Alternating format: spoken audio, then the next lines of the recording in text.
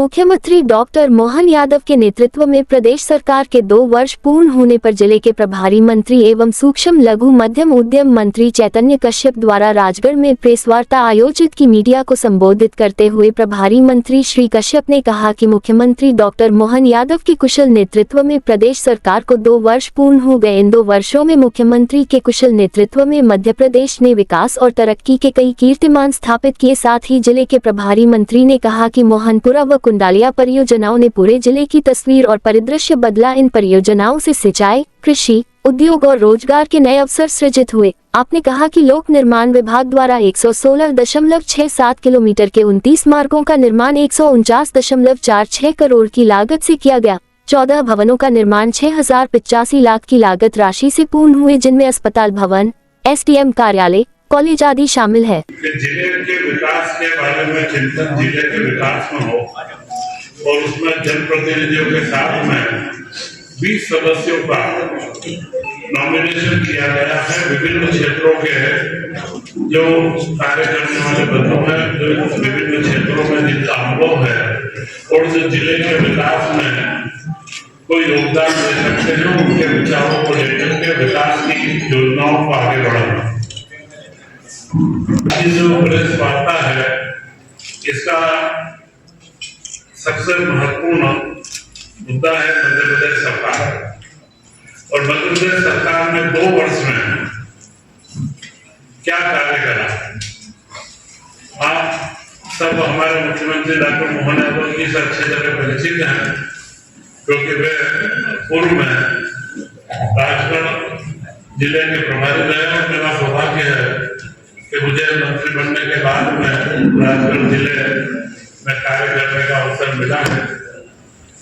राजगढ़ जिले के विकास की अगर हम बात करें तो मोहनपुरा वो कुंडालिया डैम ने संपूर्ण जिले की तस्वीर व तकदीर दोनों बदल दी। दोनों योजनाओं में 1.25 लाख हेक्टेयर के आसपास पानी देना था, तो उसके आसपास हमने जाने का प्रयास करा।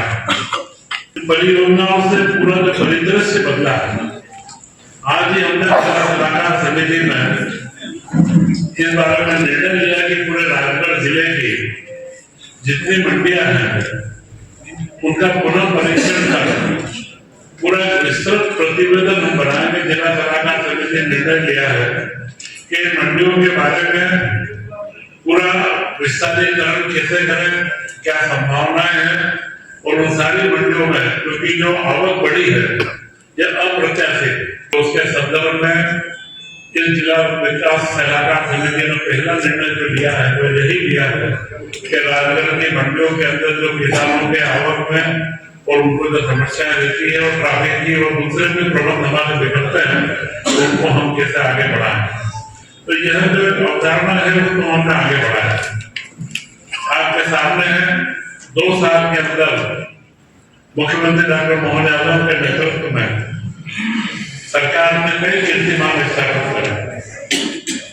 सबसे बड़ा कार्य जो हुआ है इसको उद्योग रोजगार वर्ष के रूप में 2025 को बनाया गया है और जिसमें 30 लाख करोड़ के हमें एक्सप्रेशन ऑफ इंटरेस्ट, पहले MOU की बात होती थी, अभी हमने परिवर्तन करा कि EOI, जिन भी उद्योगपति को उद्योग लगाना वो लिख करके हमें नहीं कि हमें इतना उद्योग लगाना, वो EOI एक्सप्रेशन ऑफ इंटरेस्ट हम कहते हैं। और उसमें मैं आपसे बताना चाहूंगा कि 8 लाख करोड़ के जो प्रस्ताव थे, उन प्रस्तावों को हमने जमीन पर उतारने का कार्य प्रारंभ कर दिया। उद्योग का योगदान होगा उसको बढ़ाने के लिए हमने ग्रोथ रखी, क्योंकि जो समेकित विकास, संपूर्ण विकास की अवधारणा होती है, इसमें खेती किसानी के साथ में उद्यमिता का विकास, हमारे युवाओं के लिए नए रोजगार के अवसर, जो युवा नौकरी करना चाहता है उसे नौकरी के अवसर मिले, जो युवा अपना उद्यम लगाना चाहता है उसको अपने उद्यम के लिए कार्य क्षेत्र में उसको जगह मिले। और उसके लिए हमने यह रोजगार जो उद्योग रोजगार वर्ष बनाया और इस वर्ष में पूरे प्रदेश में हमने 1250 के करीब नए औद्योगिक प्लाट 14 औद्योगिक क्षेत्र में 2019 से लेकर के 22 के बीच में सिर्फ 900 प्लाट 5 सालों के अंदर 900 प्लाट बना के दिए गए थे। उसकी जगह पर इस 2 साल के अंदर ही हमने 1250 प्लाट उद्योगों को अलॉट कर चुके हैं। यह एमएसएमई उद्योगों, बड़े उद्योगों को जमीन देना अलग है, मगर छोटे लघु सूक्ष्म मध्यम हमारे उद्योग जो है उनको 1250 प्लाट हम दे चुके हैं और अगले 3 साल में 6000 प्लाट और हम उपलब्ध करवाएंगे, क्योंकि आज उद्योग के लिए सबसे बड़ी आवश्यकता है जमीन की। हर उद्योगपति को जमीन की आवश्यकता रहती है। बाकी नीतियां हमने बनाई है, उद्योग और निवेश के बारे में 25 से ज्यादा नीतियां हमारी बनी है। तो यह जो कार्य है मध्य प्रदेश सरकार का उद्योग का, इसी के साथ में आपने देखा होगा कि इस वर्ष अति वर्षा हुई पूरे मध्य प्रदेश में। अति वर्षा के अंदर पूरे मध्य प्रदेश के अंदर मुआवजे की राशि का निर्धारण जैसे ही प्रति वर्षा की चर्चा आई, जैसे ही वो समस्या सामने आई, मुख्यमंत्री जी ने निर्देशित किया और जो प्रभावित जिले थे उन समस्त जिलों का सर्वे पूर्ण करके और 1 माह के अंदर ही उसकी राशि भी, और राजगढ़ इसका प्रत्यक्ष उदाहरण है। राजगढ़ जिले में 278 करोड़ रुपए यहाँ पर सारे किसानों के खाते में डीबीटी के माध्यम से आए। यह मेरे ख्याल से मध्य प्रदेश के इतिहास में पहली बार हुआ है।